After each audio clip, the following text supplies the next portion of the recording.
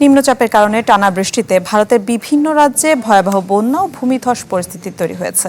বিপর্যয়ের মুখে কেরালা, মহারাষ্ট্র এবং পশ্চিমবঙ্গের বিস্তীর্ণ এলাকা। কেরালায় ভূমিধসে প্রাণ গেছে 5 জনের, মহারাষ্ট্রে প্রাণহানি বেড়ে দাঁড়িয়েছে 15 জনে। চোখের পলকে মূল রাস্তা থেকে ছিটকে পড়ে 100 ফুট নিচে গিরিখাদে বিশাল তেলবাহী ট্যাঙ্কার। টানা বৃষ্টির জেরে ভারতের কেরালা রাজ্যের ওয়ানারে ঘটে গেল এমনই শিউরে ওঠার মতো ভয়াবহ ভূমিধস।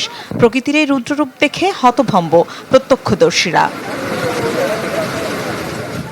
স্থানীয় কর্তৃপক্ষ জানিয়েছে, আনাক্কামপোইল কল্লাডি টানেল সড়ক নির্মাণ প্রকল্পের কাছে ঘটে যাওয়া এই বিপর্যয়ে অন্তত 5 জন প্রাণ হারিয়েছেন। 24 ঘন্টায় এলাকাটিতে 265 মিলিমিটার বৃষ্টিপাত রেকর্ড করা হয়েছে। সক্রিয় মৌসুমী বায়ু আর বঙ্গোপসাগরে ঘনীভূত নিম্নচাপের প্রভাবে সপ্তাহ ধরেই দুর্যোগের কবলে ভারতের বিভিন্ন রাজ্য। মহারাষ্ট্রে ভূমিধস ও বজ্রপাতে নতুন করে আরও 2 জনের মৃত্যু হয়েছে। এ নিয়ে রাজ্যে মোট নিহতের সংখ্যা দাঁড়িয়েছে 15 জনে। প্রবল বৃষ্টিতে মুম্বাই, পুনেতে সাময়িকভাবে যান চলাচল থমকে গেছে। বহু ইন্টারসিটি ট্রেন বাতিল ও রুট পরিবর্তন করা হয়েছে। ভোগান্তিতে হাজারো বাসিন্দা। প্রায় 3 দশক ধরে এখানে এভাবে পানিতে ভেসে যায়। প্রশাসনের লোকজন আসে যায়, কোনো কার্যকরী পদক্ষেপ নেয় না।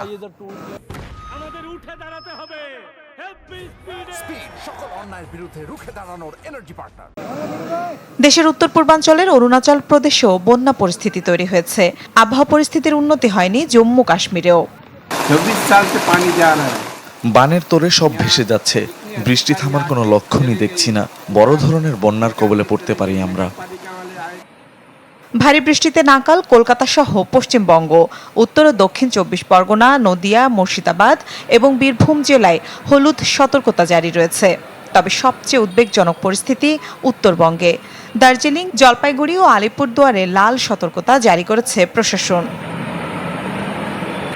ভারতের আবহাওয়া দপ্তরের পূর্বাভাস, আগামী কয়েকদিন দেশ জুড়ে এই দুর্যোগপূর্ণ আবহাওয়া অব্যাহত থাকতে পারে। মিলা খন্দকার, চ্যানেল 24।